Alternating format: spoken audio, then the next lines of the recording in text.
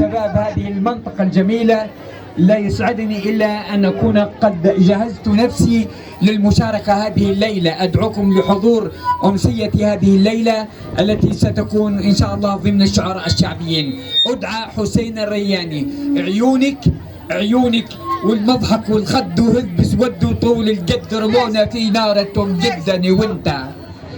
المضحك والشطة وعيون على ابو سالف طاح غمار، وليها في الخزرات فنون بنادك ترمي في يومك عار.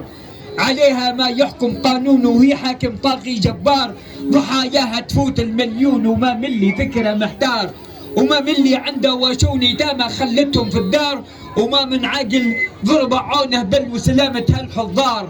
عليك ردت في التليفون وحق اللي ضوى الانوار، وحق اللي خالق هالكون، وحق المصحف والمختار، وحق صورة ياسين ونون وكل ما فيها من اسرار.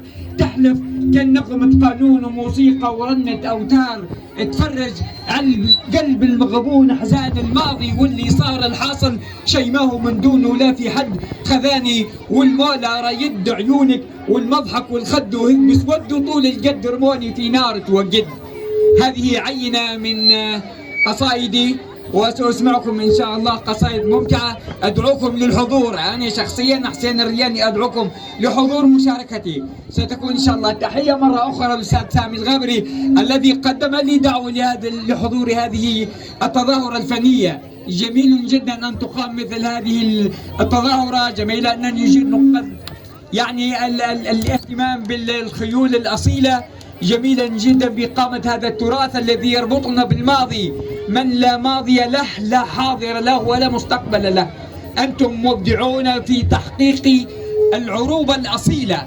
شكرا على استماعكم، وستكون لي فقرة إن شاء الله هذه الليلة وأدعوكم. شكرا.